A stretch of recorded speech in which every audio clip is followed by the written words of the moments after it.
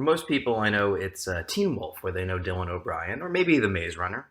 But for me, I first saw him in a movie called The First Time, which, in a weird coincidence, is the very first movie I was ever pull quoted in on as a writer in the Village Voice here in New York City, and that's back in 2012, a long time ago.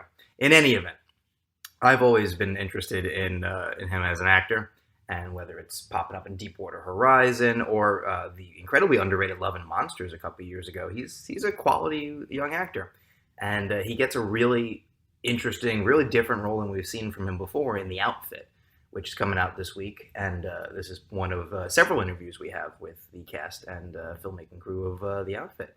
So he co-stars with Zoe Deutsch for our interview soon, Mark Rylance, Johnny Flynn, and others under the direction of Oscar-winning writer Graham Moore. So it's a real great team they have here. And we had a great chat because turns out we're both Met fans. We were on Zoom. You guys are just hearing this, but we did it on video, and he was wearing a Met shirt, and we just ended up doing a lot more talk about the Mets. We got cut off even, but it was fun. Definitely check out The Outfit. And without further ado, enjoy my conversation with Dylan O'Brien. It's a fun one. Awesome. Hey, man. How are you? Hey, how's it going? I'm doing all right. Right on. Nice. I've actually been interested in talking to you for a while because one of your very first movies was the first movie I ever got a quote on. It was for the first time. No way. Yeah, there was an ad in the Village Voice that I was like, they quoted me in, and I remember having to find a copy. And like, I grew up in New York, so like I know they exist, but I'd never actually gotten one. I was like, That's so cool. Yeah, it was fun. And you still have it? Yeah, I have it somewhere. It was like an instant teen classic or something. It was like, an old black and white, like in their section. It was pretty cool. That's so cool, man. Yeah. And then I also really liked Love and Monsters a couple years ago. So that was a fun, like. Oh, thanks, dude. I love it so much. So I love hearing that. That's so cool. It must have been fun also for you to just like, it was one of the last things I feel like people saw, because when I got the Oscar nomination, I was like, oh shit, I missed that one. And everyone goes, wait, no, it's good. Like, it's really good. Yeah, it kind of really snuck out there. So it was just cool to see to see like people like for it to be so embraced, was really awesome, because I don't know, it was just something that from the first second I like read that script, I just was like so in love with it, and just making it was so special. And when something's like that, you really want it to just like come out in the way that you always like dreamed, and for it to be like received in a nice way, so yeah, that was a super special one. So it was cool to see like people kind of find it, Yeah, because I imagine when you're reading a script, you kind of imagine like how it's going to go. You're like, well, I hope I get the movie, or if I'm already, in, right. It could, I'm sure you read something, okay, this is going to be smaller, but I care about it. Or like, right. This could be a giant blockbuster, and that would be awesome too. And, I'm sure they don't always go the way that you want. For sure. I mean, in that one, like that script in particular too, it's like, it almost reads like an animated script, like if you think about your first thought, if you, is reading that script and its intention to be live action is like, how is that going to work? And I'm like, what budget are you talking? So like, it was quite a ambitious, thing that we were trying to pull off. So, just like, I don't know, just couldn't be happier with it. That movie means a lot to me. Yeah. And I think interestingly, like that, I think The Outfit's another good example, like not being bigger, like having a sort of lo-fi charm really helps. Because for that, you feel like, oh, it's not just a, ones and zeros attacking you. Like sometimes too real is weird. And for here, it was like, we've all spent like 2 years in small spaces with not a lot of people. So like a movie that sort of almost organically feels that way.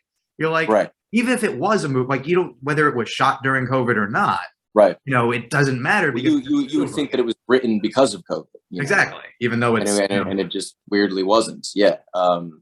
Just coincidentally was like a contained idea that they had written, and then like literally like a year later, the fucking pandemic hit. Like if you make a certain type of movie now, oh, this one exists. Can we do this one? I want to work. Yeah, I know, right. And for that to be also like, for it to not, because I think probably a lot of things came out of when we went into quarantine. A lot of ideas went into, people started writing like, oh, how do we make like smaller things? How do we make things that are, and a lot of the times that can be really hard to then come up with something promising when you're sort of like compromising the, you know, because all your priorities to make it smaller, to make it whatever, you know, make it about the pandemic or whatever. But this one just organically was what it was, and the containment of the piece was sort of fully just meant to serve the piece and not like any kind of priority outside of that. Yeah, and especially because as an actor, you know, you'll naturally, I'm sure, ask questions or like just want to know more. And if it didn't feel natural, you go, well, why aren't we following him outside? Or why isn't he going here? Like, you know, my instincts are telling me this. I'm like, I trust you, Graham. You have an Oscar. Like, you know what you're doing. But like, it helps that it makes sense. They're like, no, this all would happen this way. Like if they made the movie 10 years ago, it would probably be a very similar movie. Yes, it's very cool to have it, you know, stay within that space and, you know, sort of surround this like pretty much like one night of, you know, of everything outside of what's going on outside of the tailor shop, culminating to this like one night of action, you know.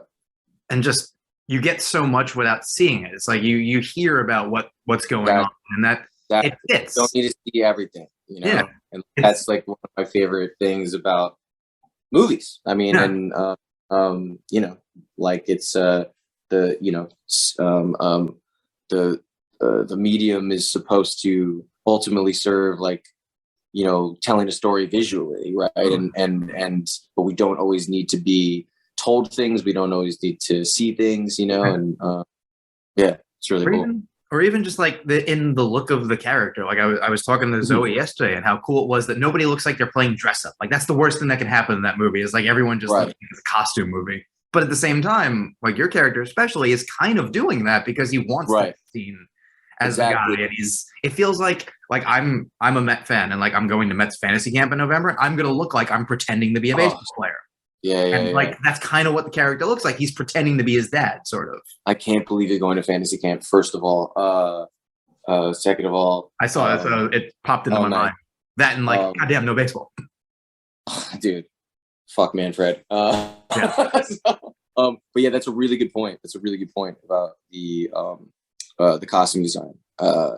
Because yeah, I mean, Richie's the flashiest of them all. You know, he's the one showing off the most, if anything, and he still doesn't even feel like he's in costume necessarily. You know, which is also kind of like, I feel like, and you know better than I, but like an interesting like actor exercise, because you probably have felt like that in your career at some point. Like, okay, this is, you know, a scale I'm not used to. This is the first movie that I'm, you know, this is the first time there's a camera on me, or the first time I'm doing something live, whatever the thing is. You're like, this is bigger than me. I have to make it look like I've already done this. Otherwise, other people will catch on, kind of thing. That's really funny. Yeah. It's funny because, yeah, there is a lot to it that sort of like lends itself to, yeah, the heart of the character, who is ultimately at the end of the day, like you say, you know, covering up for a lot of his deficiencies, you know, that he knows that he isn't completely equipped, you know, and he would never say that out loud, you know, but there's ways that, you know, I remember, you know, because I lean quite shy, I would say, like as an actor, as a performer, and probably quite subtle, probably quite reserved, probably quite shy. I have to be, you know, sometimes I don't, you know, I don't go big and then have to be like drawn back, you know, like I like do the opposite, you know, like I think my instincts are very subtle and small, and like I'll then have to be sort of convinced to build or like go for something, and I'll have to be like sold that it's appropriate, you know. But so it's funny, it was playing this guy. I was like, fuck, this guy's gonna be so flashy, and like I was like, am I gonna be able to pull that off, you know, in terms of his confidence and how he comes in and dominates space and takes up the air, you know, and he's got such a mouth on him, and he sits where he wants, he throws his coat where he wants, you know, and those things are all like not necessarily like natural to who I am as a person, right? So I was like insecure about that at first, and then I was like, it's funny, you know, it's funny, I'll use that actually, because there's a piece of that really works. I actually think it's appropriate if you see this guy behaving this way, and you can see a little bit into like him not feeling entirely like that is performative. It's so performative. Yeah. Which it fits. And I think having a subtle filmmaker helps. And like you said, I think being subtle works in certain ways. It wouldn't necessarily work for this character if he was very reserved. You'd wonder. I mean, like they're like doing something like when American Assassin was meant to sort of be like a franchise thing. The idea of like the quiet killer kind of thing. That makes more sense because you also have the opportunity to then, like, if that were to have gone further, build that out. Maybe he's not always that way. You can't start the opposite way. It's weird to start with like brash and then become quiet. Right. It'd be weird. Yeah. Very good. So just as we wrap up, I'm just curious, like, what if there's something that you could choose? Like, if somebody let you pick a role, is there something that you wanted to play? Like, I always like seeing you opposite people I like. Like, I love that Zoe's in this. I love that you're in another thing with her coming up. Yeah. Is there a thing in your head that, like, if only someone would ask, like, I would do it for free, essentially? It doesn't have to be for free, though. That's a joke. Well, for me, that's probably driven by, like, if there's one thing that it can be driven by, I guess it would be like the filmmaker, like, I don't think I would ever say no to like something that, if anything was brought to me that like Steven Soderbergh did or Spielberg, or like, like there are directors I think that I would just like, it's just an automatic yes. Everything else wise, I don't, it's not like I have like ideal roles that I want to play that I can just define with one like blanket statement, like, a baseball player or something. Though like, it wouldn't hurt. I'd love to do a baseball movie, absolutely, but it would have to be the right, it would have to be like a story that ultimately like I feel connected to and buy into, and like the character, and like it's an interesting sort of concoction of things that go into it, obviously, like I guess I'm always just driven by, I don't know. First of all, there's sort of a connectivity that that you feel with something, and there's always like a moment. There's always a moment. I feel like I can always point to like the moment that if it's something that I've done, I can always look back and point to the moment that I knew I was going to do it. You know, whether it's something that I was auditioning for or not. A moment that you knew that like this that you're in. Like that, like you would kill for this, or like this, like makes sense to you.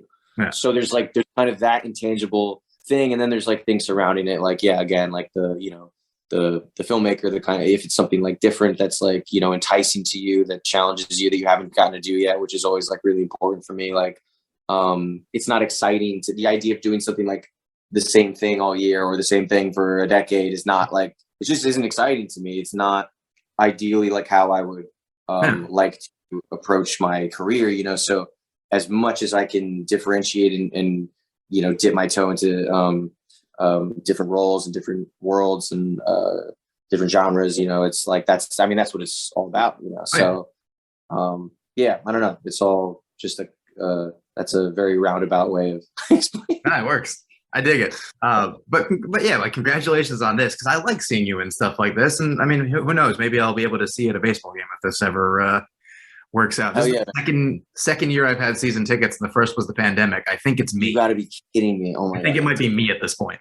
Yeah.